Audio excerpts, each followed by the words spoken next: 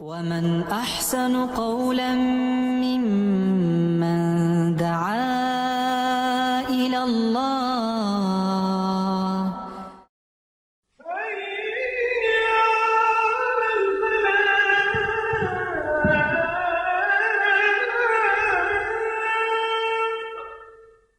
الحمد للہ رب العالمین والصلاة والسلام علی رسولہ الکریم وعلی آلہ وصحبہ اجمعین اما بعد فاعوذ باللہ من الشیطان الرجیم بسم اللہ الرحمن الرحیم من کان یرجو لقاء ربہ فلیعمل عملا صالحا ولا یشرک بعبادۃ ربہ احدا صدق اللہ العظیم۔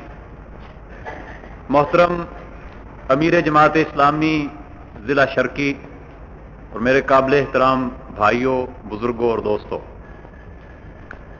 موضوع جیسا کہ آپ نے چھپے ہوئے پروگرام میں بھی پڑھا اور ابھی شمسی صاحب نے اس کا اعلان بھی فرمایا، موضوع قرآن مجید کی ایک آیت سے لیا گیا ہے۔ وہ آیت بھی میں نے آپ حضرات کے سامنے ابھی تلاوت کی۔ اللہ تبارک و تعالی نے اس آیت میں اپنے بندوں کو اپنے ساتھ ملاقات کے حوالے سے بتایا ہے کہ وہ ملاقات سے پہلے کیا کچھ کر لیں، بلکہ میں تو یہ سمجھتا ہوں کہ پورا قرآن مجید اور انبیاء کرام کا پورا سلسلہ سیدنا آدم علیہ السلام سے لے کر خاتم النبیین محمد الرسول اللہ صلی اللہ علیہ وسلم تک، یہ سارا اللہ تبارک و تعالیٰ کی طرف سے وہ آداب سکھانے کے لیے ہے کہ وہ اللہ تعالیٰ سے ملنے کے وقت میں، اللہ تعالیٰ سے ملنے سے پہلے کا جو مہلت کا وقت ہے اس میں بندہ کیا کر لے۔ یہ آداب ہیں اس ملاقات کے جو اللہ کے ساتھ بندے کی ہوگی۔ اس ملاقات میں ظاہر ہے کہ سارے کے سارے لوگ جمع ہوں گے اور ہر ایک کے ساتھ اس کے اپنے اعمال کے مطابق معاملہ کیا جائے گا، اور اس مجمع میں جہاں اگلے اور پچھلے سارے اکٹھے ہوں گے اس میں ہر انسان اپنے آپ کو تنہا محسوس کرے گا۔ عجیب اجتماع ہوگا، عجیب ہجوم اور اکٹھ ہوگا کہ اس ہجوم کے باوجود ہر آدمی اپنے آپ کو اکیلا اور تنہا محسوس کرے گا۔ لقد جئتمونا فرادا کما خلقناکم اول مرہ، آج تم میرے پاس آ گئے ہو، آج ہمارے دربار میں حاضر ہو گئے ہو تنہا تنہا، جیسے ہم نے تمہیں تنہا تنہا پیدا کیا تھا۔ اس لیے تنہا تنہا کہ کوئی کسی کا پوچھنے والا نہیں ہوگا، کوئی پرسان حال نہیں ہوگا۔ یوم یفر المرء من اخیہ و امہ و ابیہ و صاحبتہ و بنیہ، عزیز رشتہ دار ساتھ چھوڑ جائیں گے، بلکہ ساتھ چھوڑ جانا تو ایک دور کی بات ہے، ہر آدمی یہ چاہے گا کہ میرا عزیز پکڑا جائے اور میں چھوٹ جاؤں۔ اپنے عزیز کو پکڑوا کر چھوٹ جانے کی یہ حالت اور کیفیت اور احساس ظاہر ہے کہ اس دن کی سختی کی وجہ سے انسان یہ چاہے گا۔ اور جو کوئی اپنے رب سے ملاقات کی توقع رکھتا ہو کیا کرے؟ اصل سوال تو یہ ہے کہ وہ کیا کرے، اور اسی سوال کے حوالے سے آج اس مجلس میں میں چاہتا ہوں کہ ہمیں گفتگو کرنی چاہیے اور غور کرنا چاہیے، مجھے بھی اور آپ کو بھی۔ صبح سے اب تک الحمدللہ آپ حضرات نے درس قرآن بھی سنا، درس حدیث بھی سنا، صحابہ کرام کی زندگی کے ایمان افروز واقعات بھی سنے، موجودہ حالات میں اسلامی انقلاب کا جو پرچم آپ نے اٹھایا ہے اور اس کے راستے میں جو مشکلات ہیں ان کے بارے میں بھی آپ نے گفتگو سنی، مگر میں سمجھتا ہوں کہ یہ ہمارے سارے کام، یہ درس قرآن ہو یا درس حدیث، اسلامی انقلاب کی بات ہو یا اس کے راستے میں اٹھائی جانے والی مشکلات، ان سب کا مطمع نظر یہ ہے کہ اللہ کے ہاں جب ہم جا کر کھڑے ہوں گے تو یہ سارے کام ہمارے اللہ تعالیٰ کے ہاں قبولیت حاصل کر لیں۔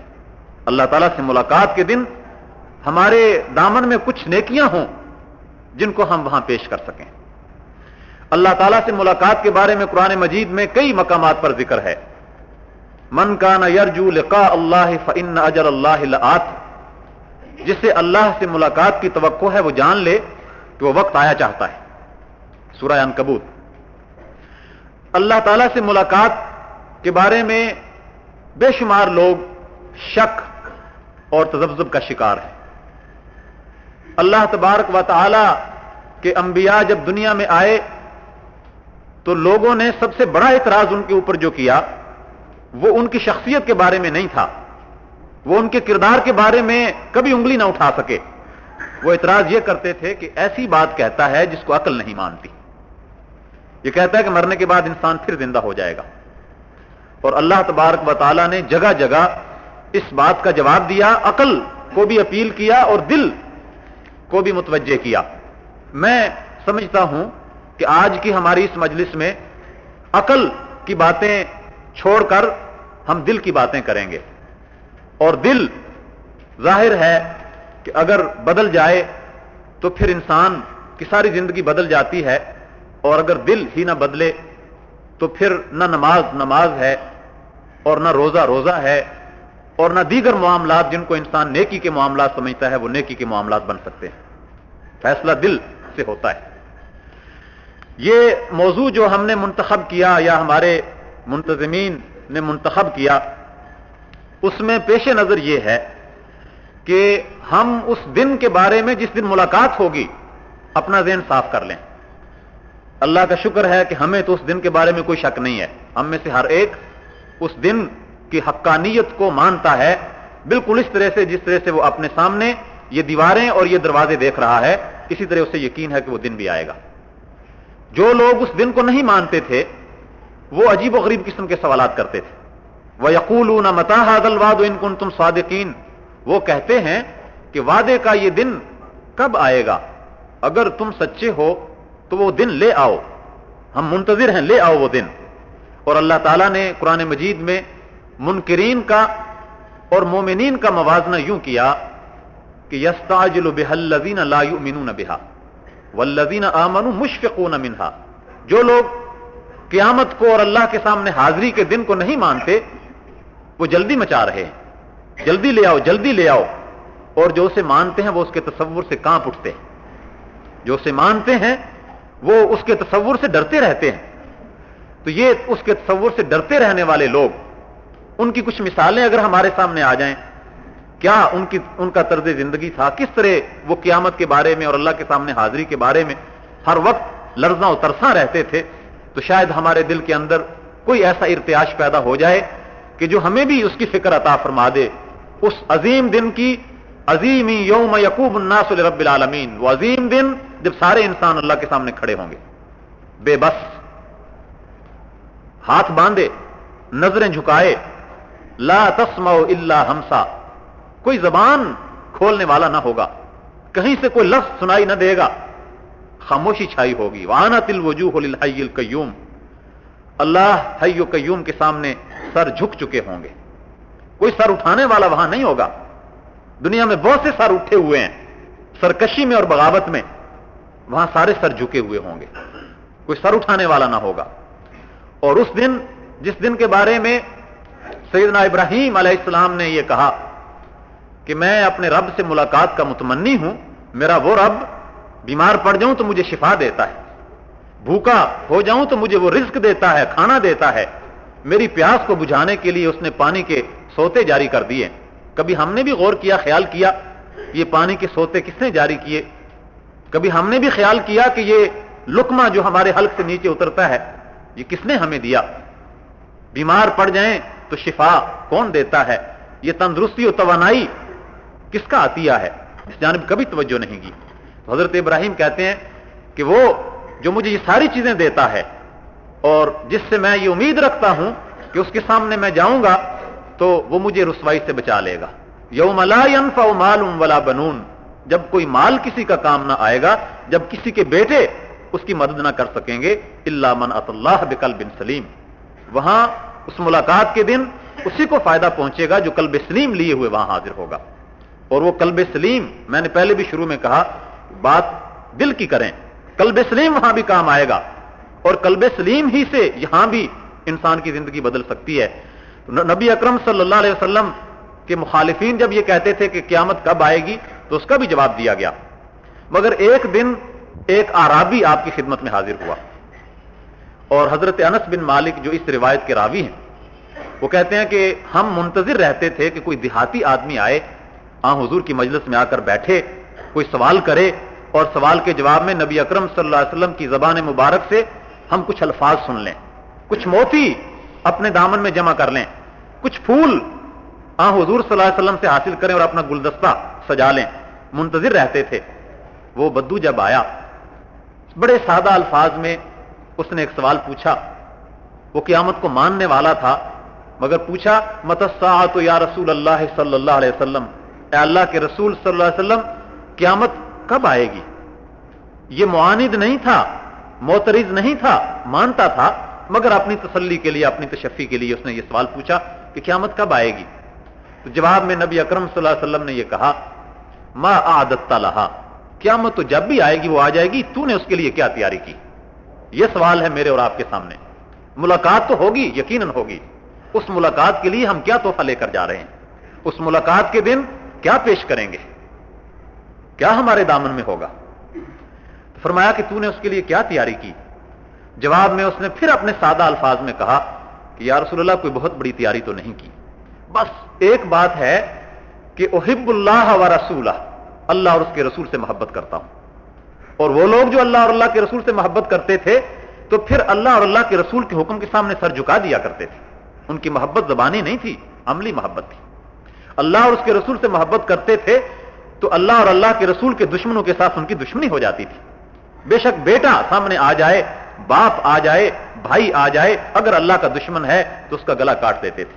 ابو عبیدہ ابن الجراح کی اللہ کے ساتھ محبت، اللہ کے رسول کے ساتھ محبت، قرآن نے اس کے بارے میں سورہ مجادلہ کے اندر اشارہ کیا کہ وہ محبت یہ تھی کہ باپ کفر کا جھنڈا لیے ہوئے آیا تو ابو عبیدہ ابن الجراح نے اپنے باپ کا گلا کاٹ دیا.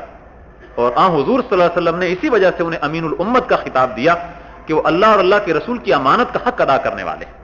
اللہ اور اللہ کے رسول کی امانت کیا ہے؟ جب آپ نے اس کے ساتھ محبت کا دعویٰ کر لیا تو پھر ان کا جو دشمن ہے وہ تمہارا دشمن ہے. ہو نہیں سکتا کہ ایک دل میں اللہ اور اس کے رسول کی محبت بھی ہو اور اسی دل میں ان کے باغیوں کی محبت بھی اپنا گھر بنا لے. اگر کوئی آدمی یہ دعویٰ کرتا ہے کہ اللہ اور اس کے رسول کے ساتھ اس سے محبت ہے اور پھر اللہ کے دشمنوں کے ساتھ اور طاغوت کے ساتھ اور ان کے بارے میں اپنے دل میں نرم گوشہ رکھتا ہے تو جان لیجئے کہ اس کی محبت کا یہ دعویٰ اللہ اور اللہ کے رسول کے ساتھ دھوکہ اور غداری ہے. حضور نے جب یہ بات سنی اس نے کہا جی اللہ اور اللہ کے رسول سے محبت کرتا ہوں. حضور نے جواب میں کہا پھر تجھے کوئی فکر نہیں ہونی چاہیے، جب بھی قیامت آئے گی اور تو اللہ کے دربار میں پہنچے گا المرء مع من احبہ، تو وہاں جس کو جس کے ساتھ محبت ہے وہ اسی کے ساتھ ہوگا. انس بن مالک کہتے ہیں کہ اسلام قبول کرنے کے بعد کوئی دن ایسا نہیں تھا جس دن ہمیں اتنی خوشی ہوئی ہو جتنی یہ بات سن کر خوشی ہوئی. اور یہ روایت بیان کرنے کے بعد 100 سال سے زیادہ عمر پائی حضرت انس نے. حضور کی خدمت میں 10 سال رہے تھے، 10 سال کی عمر میں حضور کی خدمت میں حاضر ہوئے اور حضور کی رحلت کے وقت 20 سال ان کی عمر تھی. 10 سال کا عرصہ آپ کی خدمت میں رہے. تو وہ یہ روایت بیان کرنے کے بعد بڑھاپے میں دل اور بھی رقیق ہو گیا تھا اور رقت طاری ہو جاتی تھی جب اللہ کے رسول کا تذکرہ آ جاتا تھا. یہ روایت بیان کرتے تھے اور پھر بے ساختہ آنسو آنکھوں سے نکل آتے تھے اور کہتے تھے کہ مجھے اپنے اعمال پر تو کوئی بھروسہ نہیں ہے، بس اتنی سی بات ہے کہ احب اللہ و رسولہ و احب ابا بکر و عمر و ارجو ان اکون معہم. اللہ اور اس کے رسول کے ساتھ محبت کرتا ہوں، ابو بکر اور عمر کے ساتھ محبت کرتا ہوں اور اللہ سے امید رکھتا ہوں کہ ان کے ساتھ اللہ تعالیٰ مجھے جمع کر دے گا. یہ ان لوگوں کا حال تھا جنہوں نے اللہ تعالیٰ کے ہاں حاضری کا یقین اپنے دلوں میں پیدا کر لیا تھا. رسول اللہ صلی اللہ علیہ وسلم کے سامنے جس طرح سے یہ سوال پوچھا گیا تھا اسی طرح سے اور بھی کئی سوال پوچھے جاتے تھے قیامت کے بارے میں اور حضور نقشہ کھینچ کے رکھ دیتے تھے اس دن کیا ہوگا. قرآن نے نقشہ کھینچا، حدیث کے اندر اس کی تفصیلات بیان کی گئیں. مگر وہ لوگ جنہوں نے قرآن اور حدیث سے قیامت کا ذکر پڑھ لیا تھا، سن لیا تھا، تو پھر ان کی کیفیت یہ تھی کہ ایک شخص رات کو تنہائی میں اپنے بستر سے اٹھتا ہے، کوئی دیکھنے والا نہیں، تنہا وہ اللہ کے سامنے کھڑا ہے اور ایک آیت کو بار بار پڑھتا جا رہا ہے تا کہ مؤذن صبح کی اذان دے دیتا ہے اور وہ اس آیت کے معنی اور مفہوم میں یوں غرق ہے گویا آج ہی وہ اللہ کے سامنے جا کر کھڑا ہو گیا ہے، آج ہی اس کے اوپر یہ کیفیت طاری ہو گئی. یہ ان لوگوں کا اللہ تعالیٰ کے ساتھ تعلق تھا، یہ یقین تھا، پختہ یقین کہ ہم اللہ کے دربار میں جا کر حاضر ہونے والے ہیں. ان لوگوں کا معاملہ نبی اکرم صلی اللہ علیہ وسلم نے جس انداز میں ان کو قیامت کا ذکر بتایا تھا اور قیامت کے بارے میں اور اللہ کے سامنے حاضری کے بارے میں ذہنوں کو صاف کر دیا تھا، تو ایک شخص بیان کرتا ہے حضرت علی رضی اللہ تعالیٰ عنہ کے بارے میں.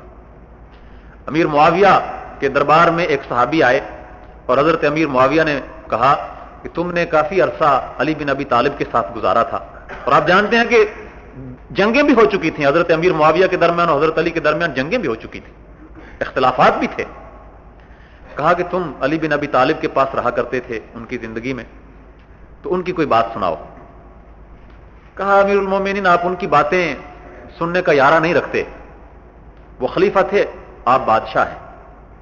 کہا کہ اسی لیے میں ان کی باتیں سننا چاہتا ہوں، خود احساس تھا اس بات کا کہ میں نے بادشاہت قائم کر دی ہے اور وہ خلیفہ تھے۔ کہا میں اسی لیے ان کی باتیں سننا چاہتا ہوں۔ کہا میں ایک رات ان کے پاس گیا، اور امیر المومنین ان کا حال یہ تھا کہ پھٹے پرانے کپڑوں میں ملبوس رہتے تھے، دیکھنے والا بظاہر محسوس کرتا تھا کہ یہ کوئی مزدور ہے، مگر وہ آنکھیں اٹھا کر کسی کے چہرے پر اپنی نظریں گاڑتے تھے تو لوگوں کی آنکھیں جھک جاتی تھیں، ان کے چہرے کی طرف کوئی آنکھ اٹھا کر نہیں دیکھ سکتا تھا۔ کوئی اگر بلاتا تھا دعوت پر تو چلے جاتے تھے، اگر کوئی مصیبت زدہ رات کو دروازہ کھٹکھٹاتا تھا تو اسی وقت اس کے ساتھ ہو لیتے تھے۔ میں ایک رات کو ان کے پاس گیا، جب کافی رات بیت گئی تو انہوں نے کہا کہ اب کہاں جاؤ گے، یہیں پڑ جاؤ۔ تو بوریا ان کا بھی بچھا ہوا تھا اور مجھے بھی انہوں نے بوریا بچھا دیا۔ میری آنکھ لگ گئی، جب رات ہوئی اچانک میری آنکھ کھلی، مجھے کوئی آواز آئی، اور وہ آواز اس طرح کی تھی جس طرح ہنڈیا میں پانی ڈال کر اسے تیز آگ کے اوپر رکھ دیا گیا ہو اور پانی ابل رہا ہو، ایسی آواز تھی۔ میں نے آنکھیں کھولی اور اپنے گرد و نواح میں دیکھا تو باہر سے آنے والی ستاروں کی روشنی میں میں نے محسوس کیا کہ کوئی شخص ہے جو مصلے پہ بیٹھا ہے، اور میں نے ہاتھ ادھر کر کے دیکھا تو بوریے کے اوپر امیر المومنین نہیں تھے۔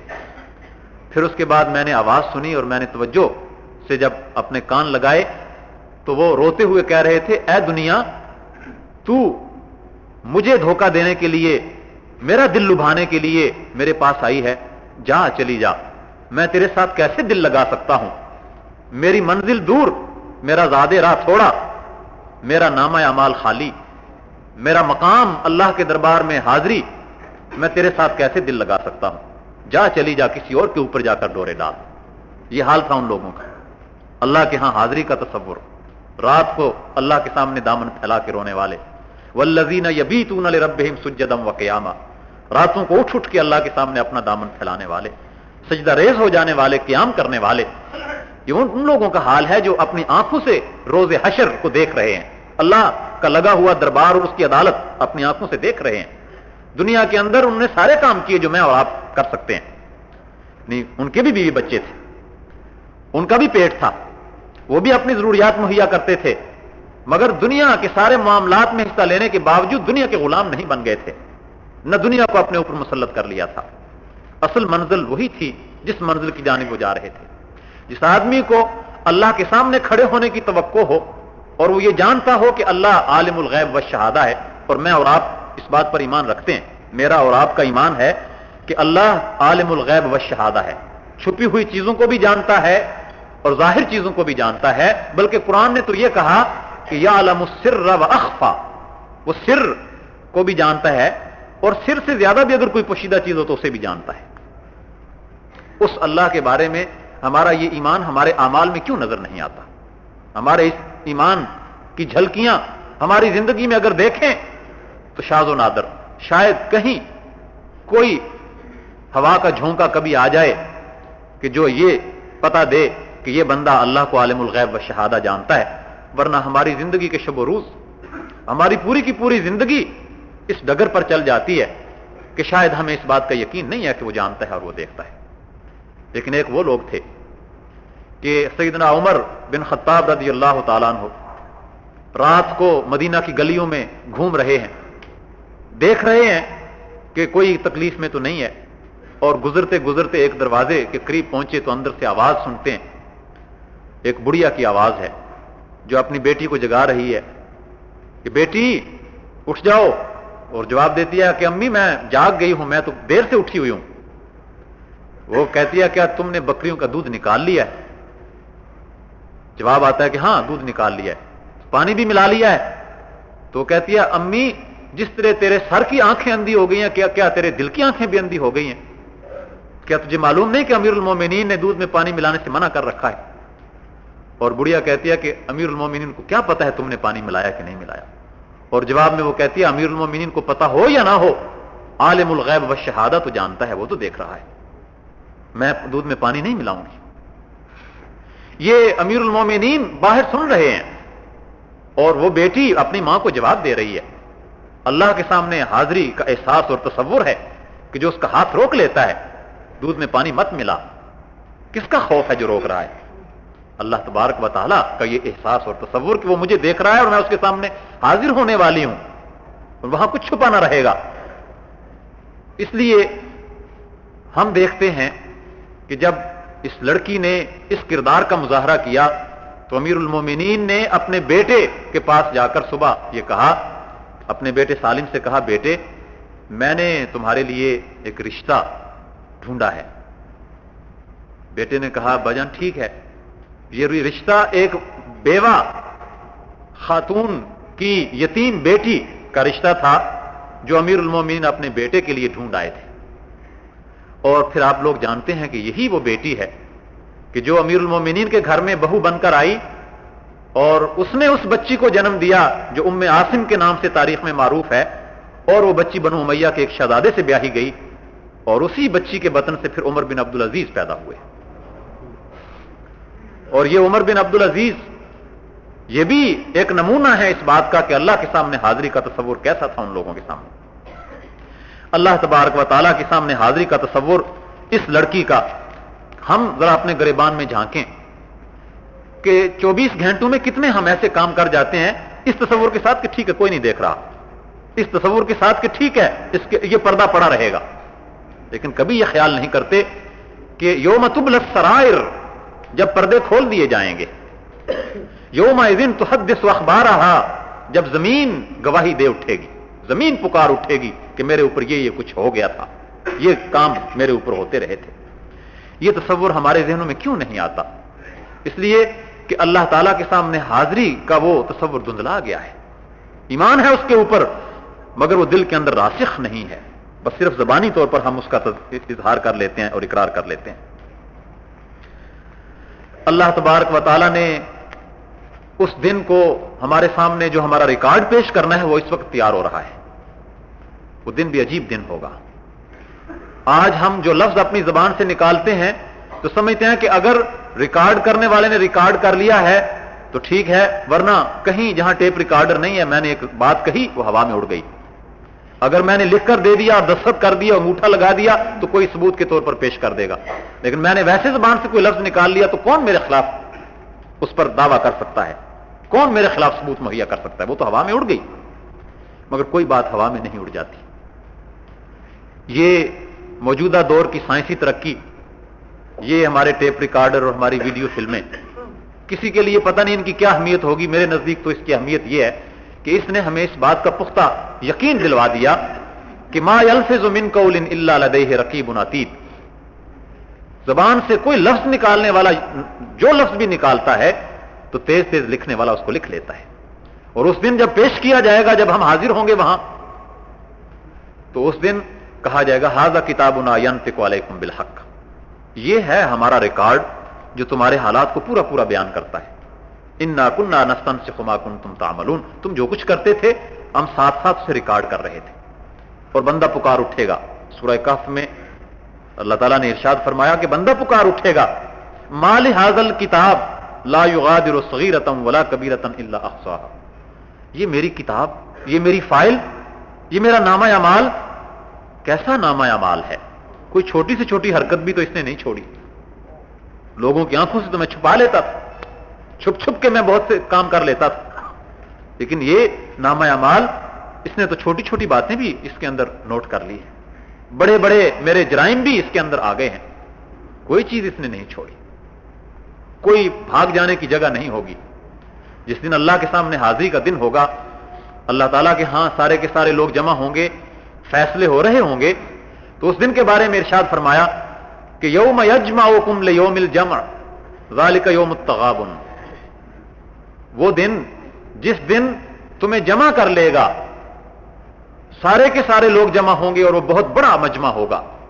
اصل مجمع تو وہی ہوگا جس میں کوئی بھی غائب نہیں ہوگا، سارے موجود ہوں گے۔ ذالک یوم التغابن، فرمایا وہ جیت اور ہار کا دن ہوگا. یہاں دنیا میں لوگوں نے جیت اور ہار کے پیمانے بنا رکھے ہیں. یہاں کی جیت کوئی جیت نہیں اور یہاں کی ہار کوئی ہار نہیں. ہار اور جیت اس دن ہوگی جس دن اللہ کے سامنے کھڑے ہوں گے، اللہ کے ساتھ ملاقات ہوگی. اور اس دن جب فیصلے سنائے جا رہے ہوں گے تو ارشاد فرمایا کل نفس ذائقۃ الموت وانما توفون اجورکم یوم القیامہ فمن زحزح عن النار وادخل الجنۃ فقد فاز. موت سے تو کسی کو مفر نہیں. کوئی طاقتور سے طاقتور انسان موت سے نہیں بھاگ سکتا. اور آپ ہر روز دیکھتے ہیں، اخبارات میں پڑھتے ہیں، اپنی آنکھوں سے دیکھتے ہیں کہ جن لوگوں کو اپنی قوت پر بڑا بھروسہ ہوتا ہے، موت تو بعد کی بات ہے، موت سے پہلے اللہ تعالیٰ انہیں ایسا ذلیل و خوار کرتا ہے کہ انہیں کہیں پناہ نہیں ملتی. اپنے وطن کی سرزمین تنگ ہو جاتی ہے، قبر کی جگہ نہیں ملتی. موت تو جب آئے گی تو وہ تو اس وقت تو کوئی بھاگ نہیں سکتا. اس سے پہلے بھی جو اپنے آپ کو طاقتور سمجھتے ہیں اور موت کا تصور جن کے ذہنوں میں کبھی پیدا نہیں ہوتا، جو سمجھتا ہے کہ موت دوسروں کے لیے ہے جو ہم ان پر مسلط کر سکتے ہیں، ہمارے لیے موت نہیں ہے، ان کو جب پکڑ آتی ہے اللہ تعالیٰ کی تو کیسا عبرت کا نشان بن جاتے ہیں. تو فرمایا کہ موت تو ہر ایک کو آنی ہے، تمہارے اعمال کا پورا پورا بدلہ قیامت کے دن تمہیں دیا جائے گا. پھر اس دن جو دوزخ کی آگ سے بچ گیا اور جنت میں داخلے کی بشارت جسے مل گئی، فقط فاز، وہ کامیاب ہو گیا، جیت گیا. یہاں کی جیت، یہاں کی ہار، اس کا کوئی مقام اور کوئی وقت نہیں ہے. وہاں جو جیت گیا تو وہ جیت گیا، اور وہاں جس کی قسمت میں ہار لکھ دی گئی اور شکست لکھ دی گئی تو پھر اس کی ہار اور شکست میں کوئی شک نہیں. ذالک هو الخسران المبین، خسر الدنیا والآخرہ، دنیا کا خسارہ اور آخرت کا خسارہ دونوں ہی اس کے حق میں کہ جو اس دن ناکام ہو گیا اور جو اس دن دوزخ میں پھینک دیا گیا. اور یہ کامیابی کا تصور اللہ تعالیٰ کے ہاں حاضری کے دن، یہ کامیابی اور اس دن کی سختی اور شدت، جس دن کوئی کسی کے کام نہ آئے گا. تو صحابہ کرام کو ہم دیکھتے ہیں کہ جب وہ نیزہ کھا کر گرتے تھے تو آخری الفاظ ان کی زبان پر یہی ہوتے تھے، فزت ورب الکعبہ. سب سے پہلی شہادت اسلام کی تاریخ میں حضرت سمیہ رضی اللہ تعالیٰ عنہا کی شہادت جو مکہ میں ہوئی، اور شہادت سے پہلے جو آخری الفاظ ان کی زبان مقدس سے نکلے اور جو دشمنوں نے سنے اور جو تاریخ میں محفوظ ہو گئے اور جن پر قرآن مجید نے مہر تصدیق ثبت کر دی، وہ یہی تھے، فزت ورب الکعبہ، رب کعبہ کی قسم میں کامیاب ہو گئی. فقط فاز، یہی کامیابی ہے. قرآن مجید نے کہا یہی کامیابی ہے. میرے بھائیوں اور میرے دوستوں، اصل میں ہمارے پیمانے بدل چکے ہیں. ہم ہر چیز کو ناپتے ہیں مارکیٹ میں چلتے ہوئے پیمانوں سے. ایک پیمانہ مارکیٹ کا پیمانہ ہے، ایک پیمانہ اللہ اور اللہ کے رسول کا پیمانہ ہے.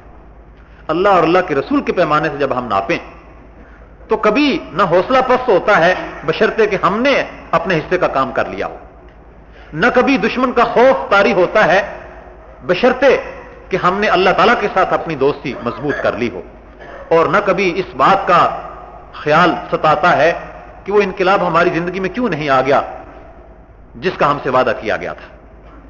میں نے اگر اپنا کام کر لیا ہے تو مجھے اس بات کی کوئی فکر نہیں ہے کہ وہ انقلاب میری زندگی میں آتا ہے یا میری زندگی کے بعد آئے گا.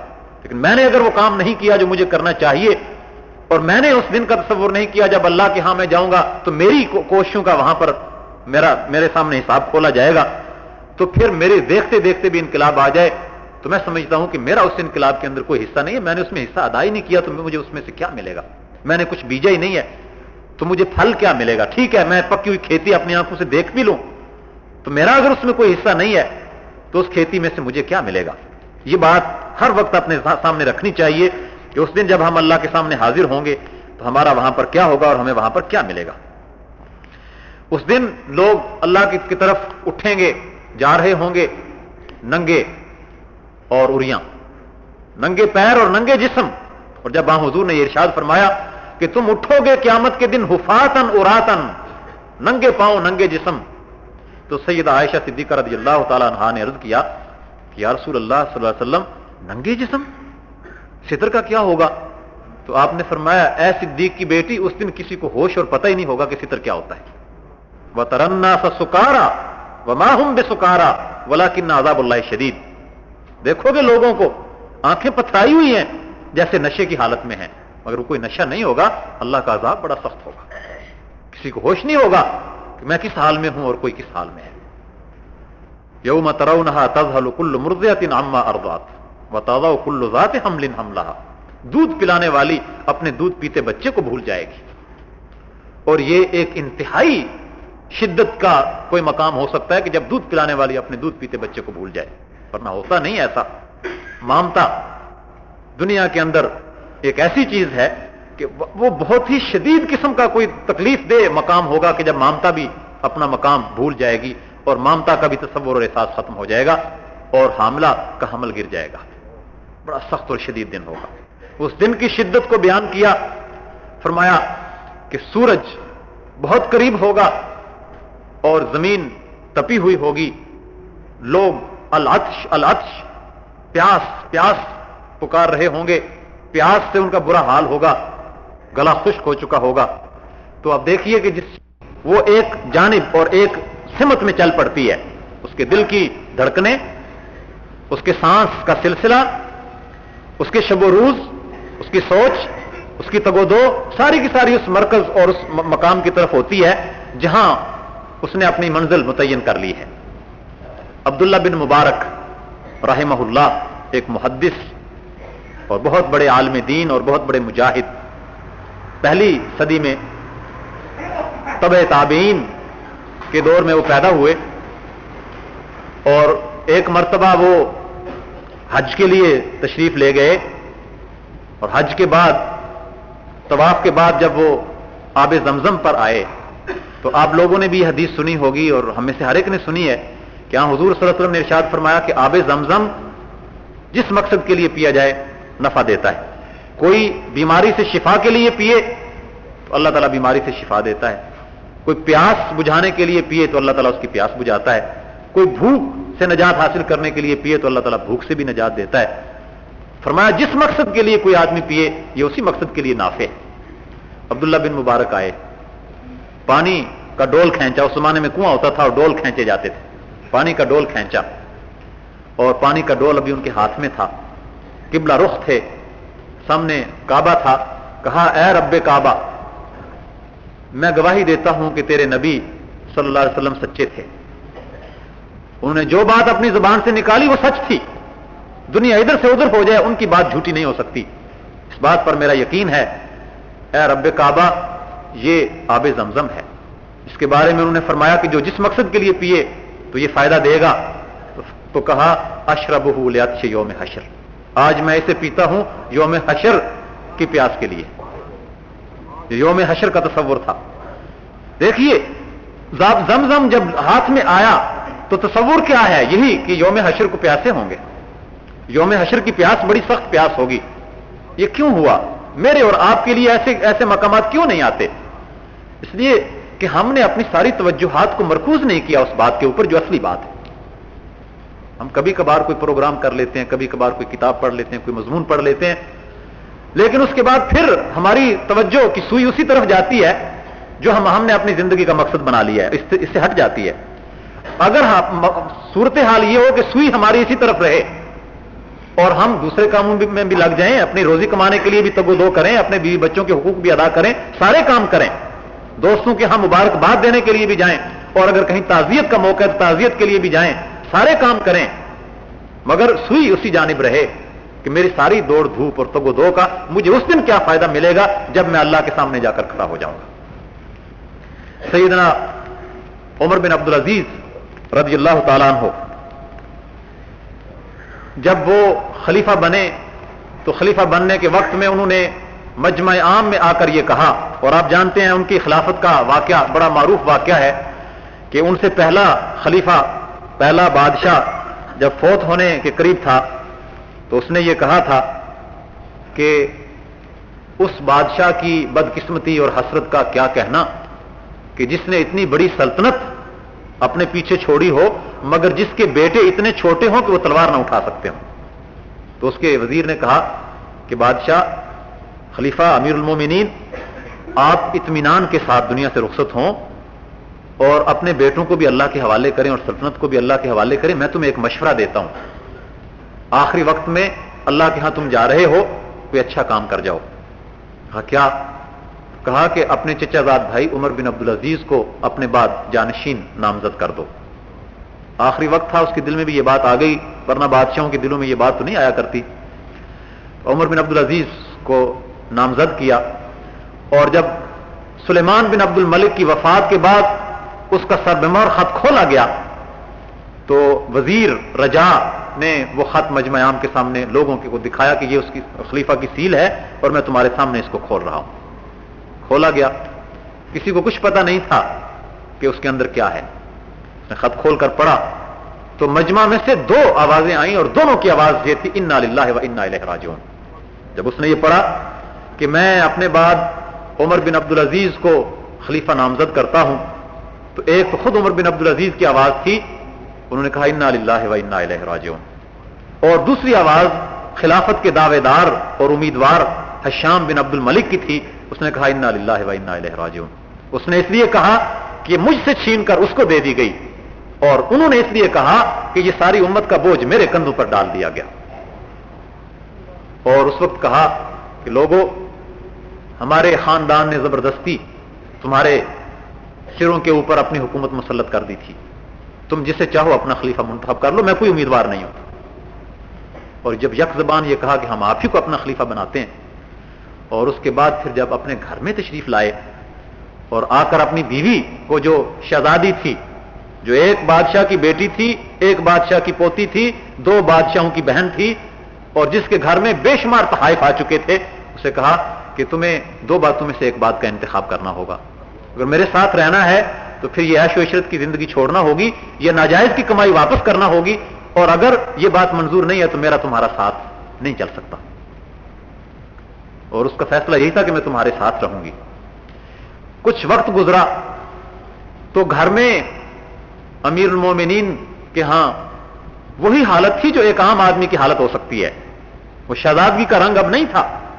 تو ایک شام کو اپنے گھر میں آئے اور اپنی بیٹیوں کے کمرے میں گئے.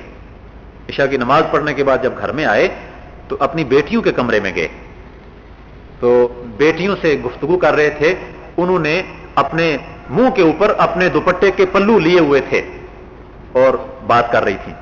تو امیر المومنین کہتے ہیں بیٹیوں، یہ کیا صورتحال ہے کہ تم نے اپنے منہ چھپا رکھے ہیں اور میرے ساتھ بات کر رہی ہو؟ تو ایک بیٹی نے کہا ابا جان، آج شام کو گھر میں کھانے کے لیے سوائے پیاز کے اور کچھ نہیں تھا، ہم نے سوکھی روٹی پیاز کے ساتھ کھائی، اور اس وجہ سے منہ سے بو آ رہی ہے، تو ہم نے منہ کے اوپر اپنے پلو ڈال رکھے ہیں کہ آپ کو اس بو سے اذیت نہ پہنچے. امیر المومنین اپنی بیٹیوں کو اپنے سینے سے لگا لیتے ہیں اور خود بھی رونے لگے اور بیٹیاں بھی ان کی رو رہی تھیں. اور اس وقت ان کے الفاظ سنیے.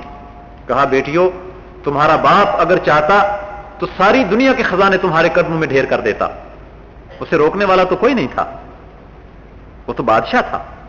تمہارا باپ اگر چاہتا تو ساری دنیا کے خزانے تمہارے قدموں میں ڈھیر کر دیتا، مگر تمہارے باپ نے یہ چاہا کہ تم آج پیاز کے ساتھ روٹی کھا لو، مگر کل جب اللہ کے دربار میں حاضر ہو تو تمہارا باپ بھی دوزخ کی آگ سے بچ جائے اور تمہارے گلے میں بھی دوزخ کا توق نہ ڈالا جائے. اس لیے تمہارے باپ نے تمہیں اس حال اور اس زندگی میں ڈال دیا ہے جس زندگی میں تم اس وقت ہو. بیٹیوں نے کہا ابا جان، خدا گواہ ہے ہمیں کوئی شکوہ اور شکایت نہیں ہے، ہم اس زندگی پر راضی ہیں، مگر ہم اس دن دوزخ کی آگ سے اپنے آپ کو بچانا چاہتی ہیں، اس سے اللہ کی پناہ مانگتی ہیں. ہم راضی اور بالکل خوش ہیں اس زندگی کے اوپر جو زندگی ہم گزار رہی ہیں. یہ تصور تھا. فقیروں کی باتیں اور درویشوں کی باتیں اور مشائخ کی باتیں تو چھوڑیے، ایک شخص جو تاج و تخت کا مالک ہے، اس کے گھر میں کیا صورتحال ہے، اس کی اپنی کیا صورتحال ہے. ہم بعض اوقات سخت اوقات بھی گزار جاتے ہیں، مگر اپنے بیوی بچوں کے معاملے میں، ان کے مستقبل کے بارے میں، ان کے معیار زندگی کے بارے میں ہم ڈگمگا جاتے ہیں. حلال اور حرام کی تمیزیں اٹھ جاتی ہیں، لیکن یہ کبھی خیال نہیں کرتے کہ جن کا مستقبل بنانے کے لیے ہم یہ سب کچھ کر رہے ہیں، آیا ہم ان کا مستقبل بنا رہے ہیں یا تباہ کر رہے ہیں. وَلْتَنْظُرْ نَفْسٌ مَا قَدَّمَتْ لِغَدٍ، ہم ان کی کل بنانا چاہتے ہیں نا، مستقبل بنانا چاہتے ہیں. اللہ تعالیٰ یہ کہہ رہا ہے کہ ہر شخص دیکھے کل کے لیے اس نے کیا کمایا ہے. کل جب اللہ کے دربار میں حاضری ہوگی، کل جب ہم سارے کے سارے وہاں اپنے نامہ اعمال کو لیے پہنچ جائیں گے، کوئی چھپی ہوئی بات وہاں نہ ہوگی، سب کچھ کھول دیا جائے گا اور ہر آدمی اپنے نامہ اعمال کو خود اپنی آنکھوں سے دیکھ لے گا اور پڑھ لے گا. اسی طرح سے صحابہ کرام کو آپ دیکھتے ہیں کہ دنیا کی اس زندگی کے بارے میں خندق کھودتے ہوئے، مسجد کی تعمیر کرتے ہوئے ان کی زبان پر یہ الفاظ ہوتے تھے، اللہم لا عیش الا عیش الآخرہ، اے اللہ زندگی تو آخرت کی زندگی ہے، یہ زندگی جیسے کیسے بھی گزر جائے گی اس کی کوئی پرواہ نہیں ہے، اصل زندگی تو آخرت کی زندگی ہے، وہ زندگی اگر بن گئی تو پھر ہماری کامیابی ہے۔ اللہ کے سامنے حاضری کا احساس اور تصور جو لوگ اپنے سر ہتھیلی پہ لیے پھرتے تھے ہر وقت اللہ کی راہ میں قربان کرنے کے لیے، کہ اللہ کے ہاتھ انہوں نے اپنی جانیں اور اپنے مال بیچ دیے تھے، پھر اس کے لیے ہر وقت آمادہ رہتے تھے کہ اللہ کے دربار میں ہم پہنچ جائیں۔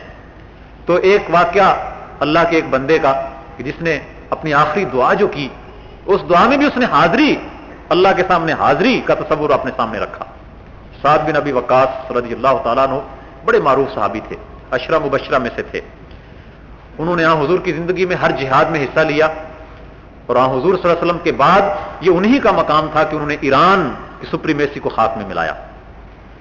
قادسیہ کی فتح کے بعد مشرق بالکل صاف ہو گیا تھا کہ جہاں تک تم جانا چاہتے ہو چلے جاؤ، اب کوئی مزاحمت تمہارے راستے میں نہیں ہے، اور یہ سعد بن ابی وقاص تھے جنہوں نے قادسیہ کو فتح کیا تھا۔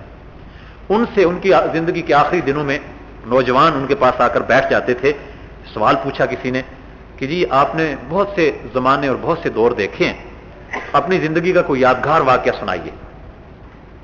تو حضرت سعد بن ابی وقاص کی زندگی کے بڑے یادگار واقعات تھے، مکے کے اندر بھی، ہجرت کے بعد بھی، بدر کے میدان میں بھی، اور احد کے میدان کا وہ واقعہ، وہ تو منفرد واقعہ ہے کہ جب دشمنوں نے حضور کے گرد گھیرا ڈالنے کے لیے زور لگایا تو حضور کے پاس سعد بن ابی وقاص تھے۔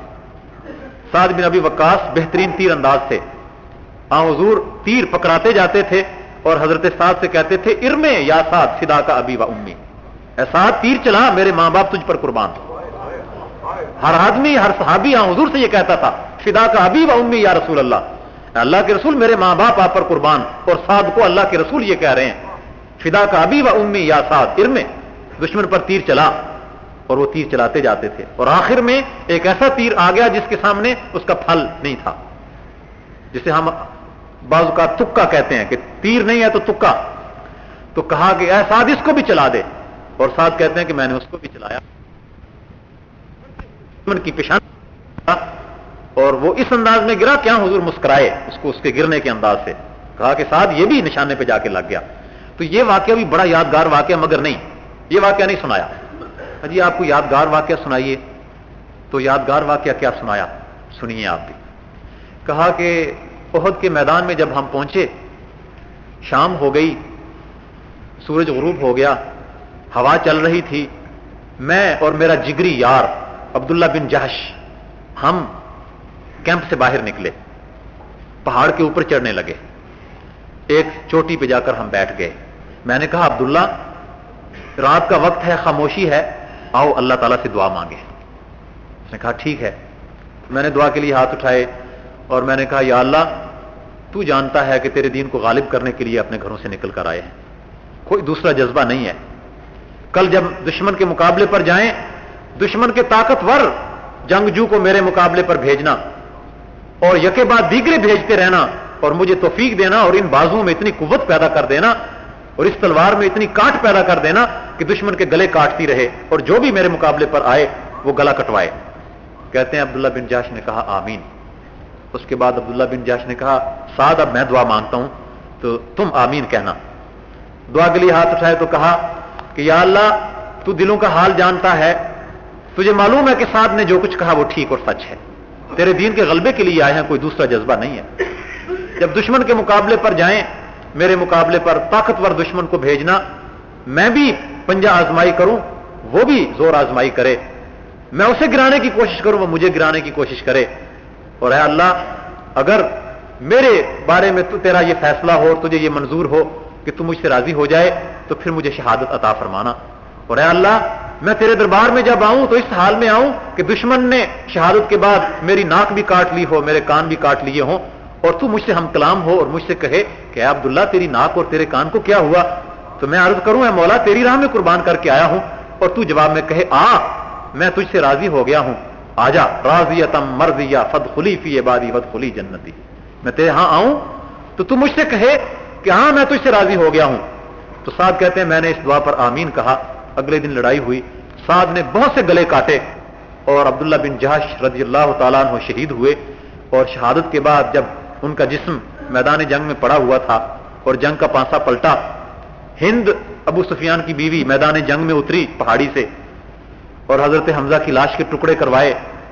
تو اس نوجوان کے پاس سے جب گزری, عبداللہ بن جہش کے پاس, بہت خوبصورت تھے, حضور کے پھوپھی ذات تھے, تو جب گزری تو رک گئی, کھڑے ہو کر کہا واہ کیا خوبصورت نوجوان تھا, اس نوجوان سے تو مجھے کوئی دشمنی نہیں, مگر یہ حمزہ کا بھانجا تو ہے نا, اس کی ناک کاٹ لو, اس کے کان کاٹ لو. ناک بھی کاٹ لی گئی اور کان بھی کاٹ لیے گئے. اور سعد کہتے ہیں کہ جب دشمنوں کے چلے جانے کے بعد ہم نے اپنے شہداء کی لاشوں کو دیکھا اور میں عبداللہ بن جہش کی لاش کے قریب آیا تو بے ساختہ میری آنکھوں سے آنسو بھی نکل آئے اور میری زبان سے یہ الفاظ بھی نکل آئے کہ اے عبداللہ, خدا کی قسم تیری دعا میری دعا سے بہتر تھی اور تیرا مقام میرے مقام سے بلند ہے. اللہ تعالیٰ کے ہاں حاضری کا تصور, اللہ تعالیٰ کو خوش اور راضی کر لینے کا تصور. اللہ کے ان بندوں کی زندگیاں, اس میں سے جس زندگی کو بھی آپ دیکھیے وہ بہترین نمونہ پیش کرتی ہے. اور ہمارے اس دور میں بھی بے شمار واقعات ہیں. ایک واقعہ اس دور کا بھی میں آپ کی خدمت میں عرض کروں. حسن البنا جنہوں نے اخوان المسلمون کی بنیاد ڈالی, جب انہیں شہید کیا گیا 1949 میں, 12 فروری 1949 کو ان کی شہادت ہوئی, تو ان کی شہادت کے بعد ان کے جنازے میں لوگوں کو شرکت سے منع کر دیا گیا تھا. پولیس اور فوج نے لوگوں کے گھروں کے دروازوں پر جا کر پہرا دینا شروع کر دیا تھا کہ کوئی اس جنازے میں شامل نہ ہو, اور حکم تھا کہ گھر کے افراد جنازہ اٹھائیں. باہر کھڑے ہوئے فوجیوں سے حسن البنا کے بوڑھے باپ نے کہا کہ گھر میں کوئی مرد نہیں ہے جو جنازہ اٹھائے. تو انہوں نے کہا کہ مرد نہیں ہے تو عورتیں جنازہ اٹھائیں. چنانچہ آپ اندازہ کیجئے کہ یہ جنازہ اٹھا تو یوں اٹھا کہ صرف ایک مرد تھے جنہوں نے جنازے کو کندھا دیا تھا, باقی عورتیں تھیں.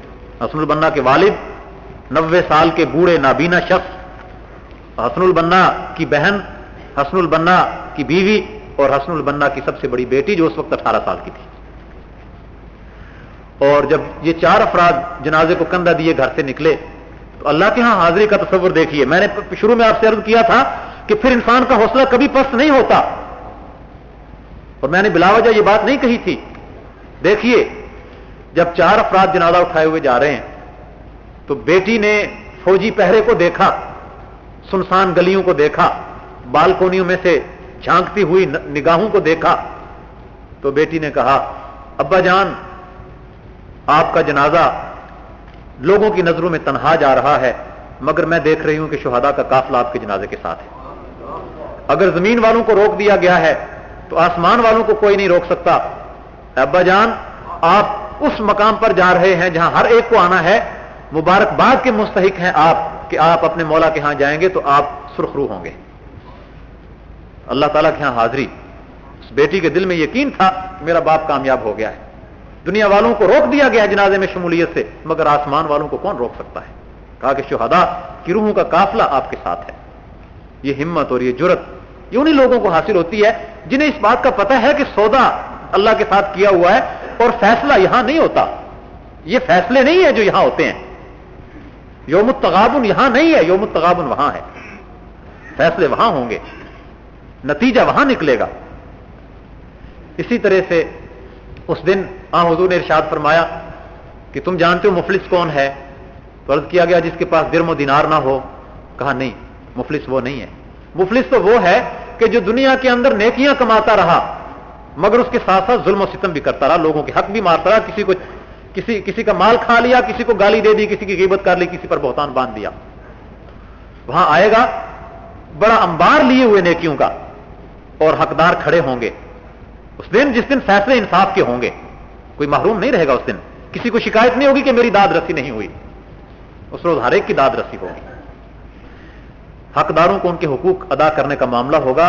روپیہ پیسہ نہیں ہوگا, اعمال ہوں گے, ان کو اعمال دیے جائیں گے تاکہ اعمال ختم ہو جائیں گے اور حقداروں کی صف ابھی موجود ہوگی. کہا جائے گا کہ ان کی برائیاں اب اس کے نام اعمال میں ڈالو. نیکیوں کا انبار لیے ہوئے آیا تھا مگر ساری نیکیاں بٹ گئیں اور گناہ بھی اس کے اوپر مزید ڈال دیے گئے. فطرح فی النار, پھر اس کے بعد اسے دوزخ میں پھینک دیا گیا. میں نے دیکھا اس شخص کو جو اللہ کے ہاں حاضری کے احساس اور تصور سے ہر وقت اپنے دل کو آباد رکھتا تھا، سید مودودی رحمۃ اللہ علیہ، ان کی مجلس میں ایک دن میں نے خود بیٹھے ہوئے یہ بات سنی. کسی شخص نے آ کر کہا کہ جی فلاں مولانا آپ کے بارے میں یہ اور یہ کہتے ہیں. مولانا خاموش رہے. کہا جی انہوں نے یہ اور یہ باتیں لکھی ہیں. جب زیادہ اصرار کیا تو میں نے سنا مولانا کو یہ کہتے ہوئے، کہا مولانا ان کا نام لے کر، وہ بڑے نیک آدمی ہیں، اور یہ معمولی بات نہیں ہے کہ کوئی آدمی آپ کے خلاف اشتعال انگیزی کر رہا ہے اور آپ نے اپنے آپ کو قابو میں رکھا ہوا ہے، تحمل کا مظاہرہ کر رہے ہیں. یہ وہی آدمی کر سکتا ہے جسے اس بات کا احساس ہے کہ میری ہر بات اللہ تعالیٰ کے ہاں نوٹ کی جا رہی ہے، ریکارڈ کی جا رہی ہے. کہا کہ ان کی بڑی نیکیاں ہیں، شاید اللہ تعالیٰ نے مجھ گناہ گار کا حصہ ان کی نیکیوں میں رکھا ہے، اور قیامت کو جب میں اللہ کے ہاں جاؤں گا اور وہ بھی وہاں موجود ہوں گے تو شاید اللہ تعالیٰ نے ان کی نیکیوں میں سے مجھے کچھ دینے کا فیصلہ کر لیا ہے. جواب میں اشتعال کی کوئی بات نہیں کہی. اللہ تعالیٰ کے سامنے حاضری کا تصور ہو تو یوں ہو. میرے بھائیوں اور میرے دوستوں، وقت ہو چکا ہے. میں اللہ تبارک و تعالیٰ سے دعا کرتا ہوں کہ وہ مجھے اور آپ کو توفیق عطا فرمائے کہ ہم قیامت کی آج تیاری کر لیں، اس وقت سے پہلے اپنے آپ کو تیار کر لیں. حاسبوا انفسکم قبل ان تحاسبوا کی صورت بن جائیں. وآخر دعوانا الحمدللہ رب العالمین.